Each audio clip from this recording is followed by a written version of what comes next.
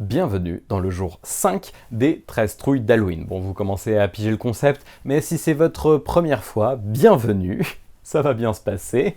Je vais vous faire découvrir 13 films ou 13 épisodes de séries qui me tiennent à cœur dans la thématique Halloween, parce que Bobunk, on s'en souvient pas quoi. And I erased Bobunk. I've never heard of it. That's my point. Never did figure out how to reverse the spell, and Bobunk was gone forever.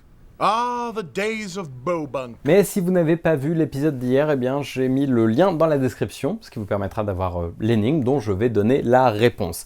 Il s'agissait de The Cabin in the Woods, réalisé par Drew Goddard, qu'il a coécrit en un week-end avec son producteur Joss Whedon. Ils faisaient tous les deux partie de l'équipe créative de Buffy contre les vampires, sorti en 2012. Il devait sortir à la base en 2010, mais les soucis de la MGM n'ont vraiment pas aidé. Et c'était bien de Chris Hemsworth dont je parlais, qui décrochera le rôle de Thor dans les Marvel grâce à ce film, mais c'est un paradoxe puisque Thor finit par sortir un an avant The Cabin in the Woods. Et un grand bravo à Liz, Nimu Hopeless et Sixel60. Je suis désolé si je prononce pas les noms de la bonne façon, mais vous avez été dans l'ordre les personnes à trouver hier soir. Et quand je disais qu'il y avait également Aquaman dans le film, je ne faisais pas référence à Jason Momoa, mais au Merman, le sirène masculin. Je ne sais pas comment on dit un sirène en français. Quoi qu'il en soit, il y a un Merman dans le film et il est affectueusement surnommé Aquaman. Bref, je pense qu'il est temps de passer à l'énigme numéro 5.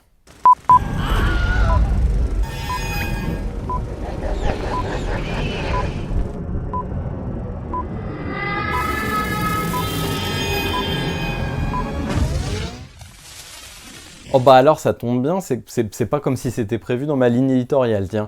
The Cabin in the Woods, que vous venez de découvrir, c'est inspiré d'un autre film d'horreur, c'est le film que vous devez deviner aujourd'hui. Voilà votre premier indice. C'est un film qui fait partie d'une franchise, et l'épisode qui nous intéresse aujourd'hui n'existerait pas sans Stephen King, qui avait beaucoup aimé l'épisode précédent, et qui a fait un peu de forcing et de lobbying pour que le film existe.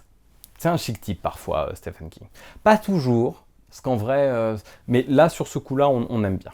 Alors je voulais vous faire un indice visuel avec des soupes Campbell, mais en parlant de soupe, ça m'a fait penser qu'ils ont tellement utilisé de litres de sang sur le tournage, notamment sur une scène en particulier, que l'acteur principal s'est retrouvé à recracher du faux sang pendant 2 à 3 semaines après le tournage. I honestly have no idea. Bon appétit, bien sûr.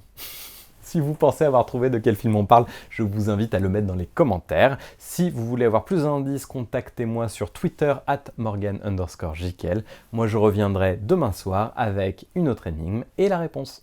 Abonnez-vous, c'est en bas. Moi, je me fatigue. Vous pouvez laisser un like aussi, ça fait toujours plaisir. Et surtout, si vous aimez bien mes vidéos, je vous invite à regarder toute la série des bons plans. C'est de ce côté-là, il y en a plein, ils sont très très cool.